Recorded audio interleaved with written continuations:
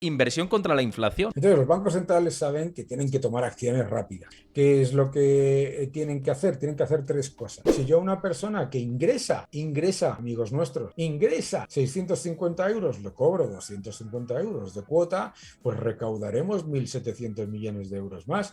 Ese eres un cenutrio. Es que tiene que haber un cambio de gobierno para que este tipo de salvajadas no salgan adelante.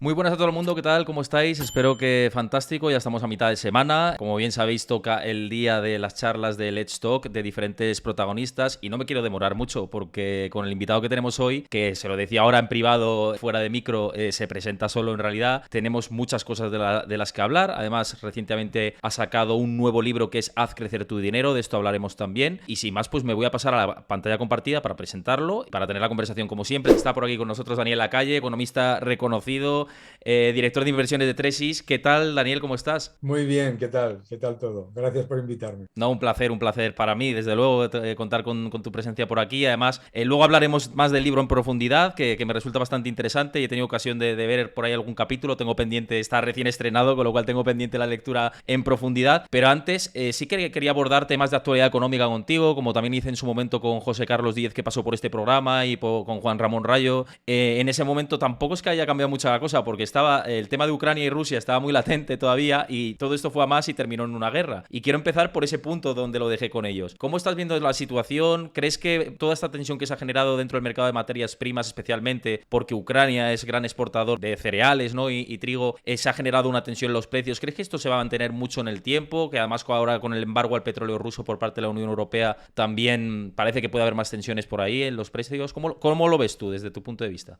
Bueno, ante todo un saludo a todos los que nos están viendo y lo primero es, yo creo que es evidente que sí, ¿no? O sea, la respuesta corta es sí, va a haber y continúa habiendo tensión en los precios y tensión en los precios no solamente por esos factores, digamos, geopolíticos, sino por el enorme nivel de expansión monetaria del año 2020 que continúa en el año 2022 porque los últimos indicadores de agregados monetarios están mostrando que la eurozona está creciendo la masa monetaria a niveles del 6-7%, en Estados Unidos a niveles del 8%, es decir, que la presión inflacionaria es monetaria por un lado y por otro, lo que tú muy bien estás contando, que son los efectos sobre los precios de los cereales, que clarísimo, ¿no? O sea, vamos a tener una complicadísima cosecha la próxima cosecha porque no se está plantando prácticamente.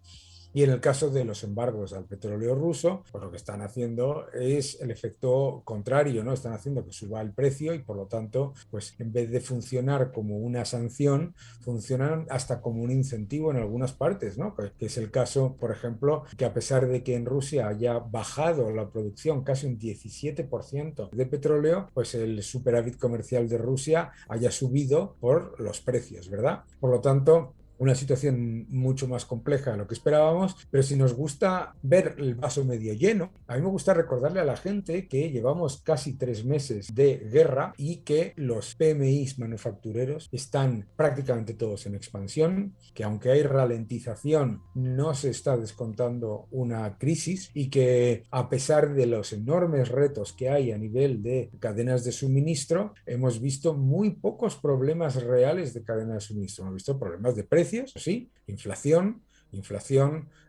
pues ya te digo, doble causa, ¿no? Importante causa monetaria y luego, por supuesto, el factor de la geopolítica. Pero no olvidemos, desde el punto de vista real, que los precios no suben todos a la vez por casualidad. Si tuviésemos la misma cantidad de dinero y subiese el precio del petróleo o el precio del gas o el precio del trigo o los tres por un factor exógeno, el resto de los precios bajarían a la misma cantidad de dinero ante la evidencia de que no hay suficiente dinero para pagar todos los bienes y servicios y sin embargo están subiendo todos y eso es un factor monetario.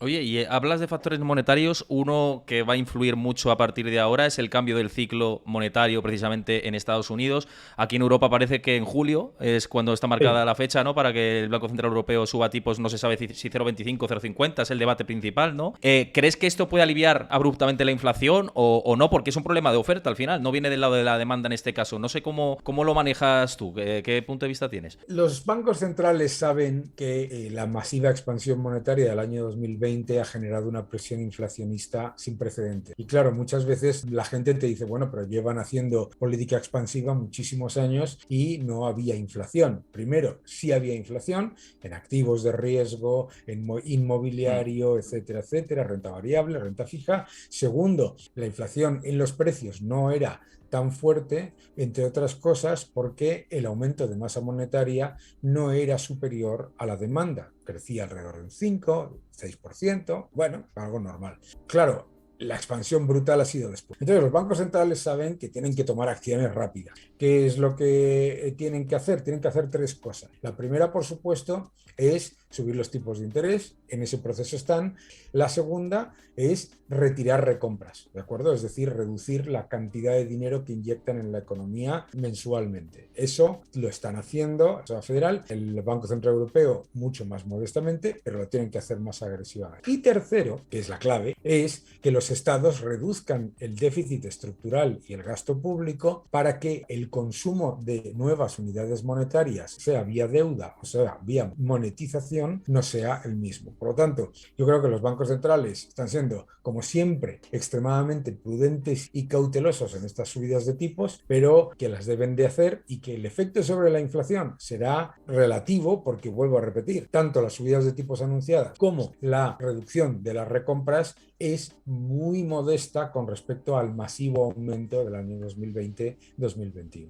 Mira, por aquí además estaban debatiendo en el chat diciendo que con todo esto que estamos comentando, que encima aquí en España concretamente hay cada vez más gasto público, ¿no? ¿Tú Es un problema. lo ves un problema? Es un gran problema. Es un gran problema porque en España, además esto no es un problema de ahora, ¿eh? Cuando teníamos la peseta y tuvimos el problema de la estanflación, el problema histórico de España con la inflación es que el gasto público tiene una enorme cantidad de mecanismos que aumenta automáticamente con la inflación y además los gobiernos que tienden a ser no o socialdemócratas de centro derecha siempre acuden a políticas de demanda para un problema de inflación. ¿Y qué es lo que ocurre cuando aplicas políticas de demanda para un problema inflacionario? Que aumentas la inflación, ¿de acuerdo? Claro, el gobierno, decía uno de los partidos de la coalición, que había anunciado, ¿no?, que iba a llevar a cabo un enorme aumento de gasto público para combatir la inflación. Pues tenemos un problema. Entonces, este es un problema histórico español y además es un problema que nos diferencia de otros países, incluso de otros países de lo que llamamos periferia, ¿verdad? Comparado con Portugal, comparado con Italia, gran diferencia y muy preocupante, ¿eh? Porque además, si escuchas el debate todos los días, por un lado tienes al gobierno feliz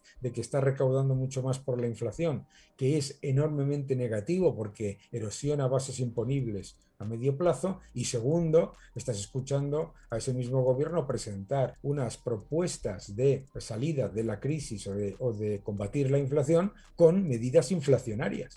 Y con esto ves riesgo, ahora voy a las preguntas que han dejado por aquí alguna, pero con esto ves riesgo de que pueda haber recesión en 2023, que es uno de los debates que hay en el, Sí, en el mundo de la economía, ¿no? Hay, sí, porque la Reserva Federal está hablando aterrizaje suave, y yo digo, bueno, suave, o sí. a lo mejor el avión, alguna turbulencia pega al aterrizar, ¿no? Yo lo veo complicado, no sé cómo lo ves tú, yo creo que puede haber recesión. Claro que puede haber recesión. Primero, piénsalo, si a pesar de haber inyectado más de 3 trillones de dólares, billones europeos en la economía norteamericana, el PIB del primer trimestre cae un 1,4%, pues macho, lo que está demostrando es el bajísimo multiplicador fiscal de los estímulos, ¿no? Que cada vez se inyecta más dinero y cada vez duran menos como estímulo en la economía. Claro que puede haber recesión y las probabilidades de recesión en la eurozona son muchísimo mayores que en Estados Unidos. Incluso si atendemos, olvídate de lo que piense yo, ¿no? Si atendemos a las propias estimaciones de los grandes bancos de inversión, pues se mueven en que en Estados Unidos hay entre un 30 y un 40%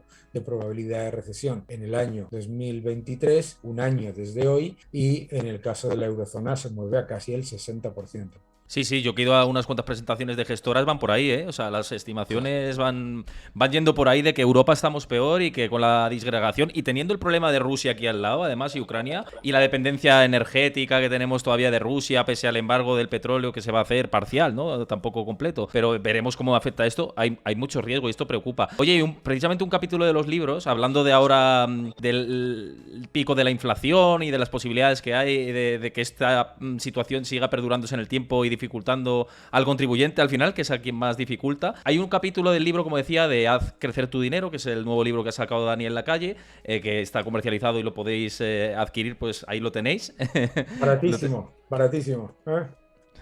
Ahí lo tenéis. Uno de esos capítulos es inversión contra la inflación. ¿Cómo se invierte? Porque ahora, como ahorradores, nosotros tenemos que decir, vamos a intentar hacer lo máximo posible para que ese poder adquisitivo, ese poder de compra, no se diluya con el tiempo. ¿Qué es lo que, desde tu punto de vista, aconsejas para protegerte contra esa inflación? Bueno, históricamente se ha acudido al inmobiliario, hay que tener cuidado con el inmobiliario porque es un activo cautivo y como tal, pues los gobiernos les gustan mucho los activos cautivos, ¿no? Y claro, el inmobiliario fue una maravillosa forma de protegerte contra la inflación en los años 70 porque no había impuestos al patrimonio inmobiliario, ¿no? Entonces, mucho cuidado con el inmobiliario, hay que ser muy selectivo, porque además el inmobiliario ha subido mucho en época de tipos de interés bajo, pero hay que tener dólar, hay que tener metales preciosos, hay que tener activos contracíclicos en renta variable, hay que pensar hacia afuera y hacia el futuro y no hacia adentro y hacia el pasado. Explico en el libro que por una módica cantidad de que no ha subido con la inflación lo podéis encontrar. Es una buena noticia que no haya subido con la inflación, ¿eh? Eso Ha subido también. el precio,